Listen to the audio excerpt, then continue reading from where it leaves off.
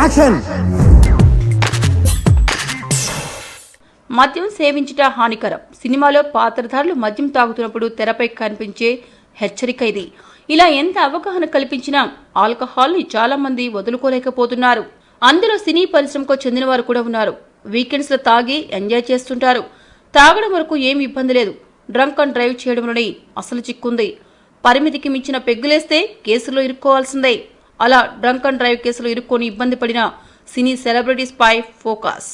యువ హీరో నవదీప్ తాగి కారు నడపడమే కాకుండా ఆపమన్న పోలీసుల మాట వినకుండా అర్ధరాత్రి నడి రోడ్డుపై చేజింగ్ సీన్ చేసి వార్తల్లో నిలిచారు. చివరికి అతని పట్టుకున్న ట్రాఫిక్ అధికారులతో మిస్బిహేవ్ చేసి చెడ్డ పేరు తెచ్చుకున్నారు. వరుస విజయాలతో దూసుకుపోతున్న నిఖిల్ 2011 డ్రంక్ అండ్ డ్రైవ్ కేసులో ఇరుక్కున్నారు. అతను నడుపుతున్న కారు పరిస్థితిని గమనించి ట్రాఫిక్ ఇన్స్పెక్టర్ పట్టుకున్నారు. నిఖిల్ ఫుల్గా తాగి ఉన్నారని గుర్తించి కారుతో పాటు అతన్ని రాత్రంతా స్టేషన్లో ఉంచి ఉదయాన ఇంటికి పంపించారు. యువ నటుడు శివబాలాజీ ఎక్కువగా డ్రింక్ చేసి వాహనం నడిపారు. 2012లో హైదరాబాద్లోని భారతీయ విద్యాభవన్ వద్ద పోలీసులు ఇతన్ని అరెస్ట్ చేశారు. డ్రంక్ అండ్ డ్రైవ్ టెస్ట్ చేసే సమయంలో మీడియా గుమికూడడంతో శివబాలాజీ సహనాన్ని కోల్పోయి ప్రవర్తించారు. మాస్ మహారాజ్ రవితేజ తమ్ముడిగా నటుడిగా అందరికీ పరిచయమైన భరత్ అనేకసార్లు స్టేషన్ మెట్లెక్కారు.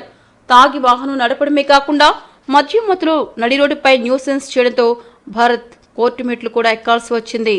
తెలుగు చిత్ర పరిశ్రమలో కమర్షియల్ చిత్రాల రచయితగా పేరు తెచ్చుకున్న కోన వెంకట్ మద్యం మత్తులో ఇరుక్కున్నారు. ఓసారి పరిమితికి మించి తాగి కారు నడుపుతుండగా పోలీసులకు చిక్కారు. పోలీసులు ఇచ్చే కౌన్సిలింగ్ లో కూడా పాల్గొన్నారు. అప్పటి నుంచి జాగ్రత్తగా ఉన్నారు.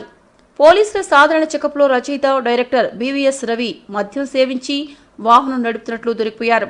బ్రీత్ ఎనలైజర్ టెస్ట్ లో ఫెయిల్ కావడంతో ఇతరపై కేసు బుక్ చేశారు. టాలీవుడ్ లో క్యారెక్టర్ ఆర్టిస్ట్ గా గుర్తింపు తెచ్చుకున్న రాజా రవీంద్ర అత్యధికంగా ఆల్కహాల్ తీసుకుని కారు నడుపుతుండగా ట్రాఫిక్ పోలీసులకు చిక్కారు. కోర్టు వరకు వెళ్లి ఫైన్ కట్టి బయటపడ్డారు. మీకు ఈ వీడియో నచ్చితే ఒక లైక్ కొట్టండి, లేకపోతే కామెంట్ చేయండి. బట్ సబ్స్క్రైబ్ చేయడం మర్చిపోకండి.